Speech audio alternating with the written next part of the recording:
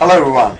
So as a part of our aim to make you as aware as possible when it comes to study abroad, today we have Brian Exelbierd from University of Delaware, United States of America. How are you, Brian? Thank you for coming to the Globalizers. Thank you for having me, Prashant. It's my pleasure. So, before we really get on with the conversation, I want to know how has been your experience in India and specifically in Indore so far? India is fantastic. This is my 6th trip to India, and the people are amazing. The culture is just wonderful. To experience stories that I didn't know as a child and that I get to learn is just incredible. But more importantly, the fact that I get to visit places like Indore and central India is really amazing. My colleagues who've been to India have never left the Tier 1 cities, and here I am getting to experience the real India. It's been everything from local delicacies like poha, which I've been happily eating for breakfast. You like the poha? I really do. But also just the quality of the people. They're so wonderful and nice to meet. Wonderful. So let's get the discussion going. And since you've been with the admission team of University of Delaware, and you have a very, very fair idea of what is the philosophy of, universities, the way they select their students. So I want you to tell all of them that how a university is going to select a student when it comes to admissions and scholarships. As you know, the admissions package for a university is very large. It contains a lot of items. What we look for when we're looking at students is, first, is the student, do they have clarity of goal? Do they know why they want the degree? Do they have a realistic expectation for where the degree is going to take them? Does it fit with their past? Does it make sense for their future? After that, we're going to take a look at their academic qualifications. And this starts with things like GRE and GMAT, which are very predictive about ability to be successful in university, as well as things like the GPA and the resume and work experience that a student may have. All of the components that are going to contribute to their classroom ability. So there's nothing like one thing which guarantees an admission or denial? No, not at all. In fact, my MBA director likes to say that there's no one thing he can read which will definitely sway his opinion in either direction. Great. And coming back to letters of recommendation, a lot of people think that letter of recommendation should be from big people or the recommender has to have a PhD. So this is one of the misconceptions that I come across very frequently. So what is your take on that?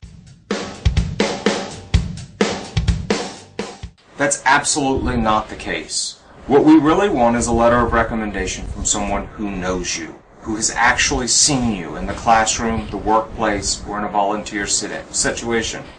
We don't care what their job title is as much as we're concerned about how they can comment on you. Now, recommendation letters can sometimes be very hard to get. Recommenders are concerned that they're not going to be able to give a good recommendation or that it's going to be difficult to do. At Delaware, we ask you for their email address. We send them a form. They fill out literally like a checkbox survey. And then they have a free space where they can write what they want to about the candidate. What I recommend to candidates is talk to your recommenders. Talk to them about what your goals are. Explain what your future is. Explain how your past supports that. Remind them of projects that you've done together or courses that you were in so that they can comment on the things that directly affect your application. Lastly, keep in mind that for many professional programs, we would much prefer to see professional recommendations. That's people you've worked with or done volunteer work with. For research programs, we'd much prefer to see academic recommendations, professors that you've had. For some programs, it's a combination of both. At Delaware, you're typically allowed up to 3 letters of recommendation, and we suggest that you submit all 3. Although 2 is typically the minimum for any program. Majorly for masters is 3 and for MBA it's 2. That's correct.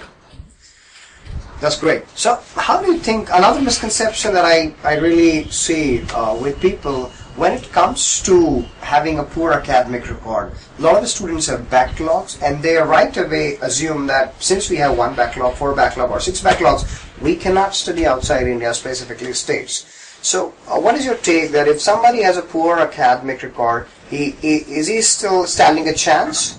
Absolutely. A poor academic record will make it harder to get into graduate school, but it doesn't rule it out. One of the things to keep in mind is that your academic record, as we've said, it's just one part of the application. Correct. So if you've got some issues in your academic history, then by all means, explain to us what happened. If we have to make up a story, the story we make up is usually a lot worse than the truth. Also, point out where the backlogs or the poor academic performance has direct impact or doesn't have direct impact on future goals. Recalculate a second GPA without the courses that aren't pertinent to the program you're applying for if that helps your GPA. But by all means, look at alternative ways to show your abilities. This can be done through GRE or GMAT, which is a test that shows some academic performance. The other thing is maturity. Waiting a couple of years, working successfully can often help with a poor academic record because you stop being the student that struggled in the past and you now have a history of success to show in the workplace. Wonderful. While in our previous discussions, informal ones, I think you had put a wonderful perspective when it comes to scholarships. So can you help explain the entire audience regarding what is the structure of scholarships of TAs and RAs and the tuition waivers, so they can understand how actually one gets these scholarships in the US? So you can think about scholarships in two buckets, really. There's merit-based scholarships and then there's need-based scholarships. For many U.S. schools, international students aren't eligible for need-based scholarships. Correct. And this is just because it's very hard for us to accurately assess need equally across the globe. So we look to home country governments to support their need-based students, just as we in the U.S. support our own need-based students. Merit scholarships covers an entire range of things. People like to talk about assistantships separately, so I'll do so. With an assistantship, we're looking at the student's background and their future performance relative to our faculty's teaching and research objectives. Both of them. Right. So in a professional program, if you have a background in an area that we research or teach in, we may give you an assistantship so you can assist those faculty members. Right. By the same token, if your background is something that we do professionally, we may ask you to work in one of our offices doing that skill for us because we need the assistance in that area professionally. Like web designing, for example. Exactly. Web design, marketing, even such things as IT and finance. If you think about it, universities do all of those functions. An assistantship is unique in one sense in that it typically includes a scholarship, which would waive portions or all of your tuition. And it also includes a stipend, which is like a salary that compensates you for the work that you do in the office or for the faculty member. Typically, the most you will ever work is 20 hours a week, so you do have time still to study. Now, the other category of merit scholarships are typically given to students that we want to attract to our program. Correct. They're students who maybe have a strong academic background, in a professional program have a strong work background, maybe they scored really well on GRE or GMAT. We also look for students who are interesting. And by interesting, we mean that they're going to bring a voice to our classroom that's going to provide a different viewpoint.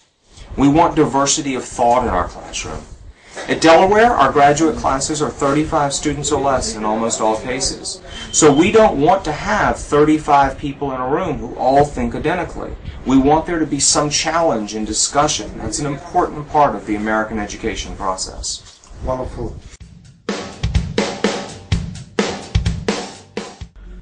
Another concern that our prospective students have regarding the job market in the U.S.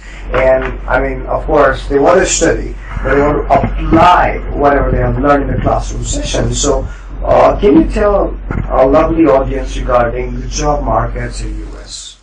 Job market in the U.S. is strong for the most part. You're looking at professional positions which haven't been as affected as much by the worldwide economic issues.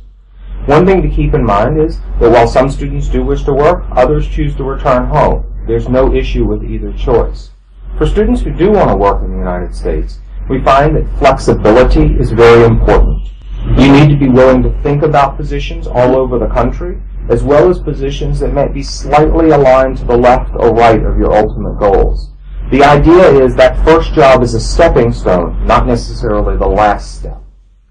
The other thing to keep in mind is that you should do internships while you're in your program, and you should work with our Career Services Center.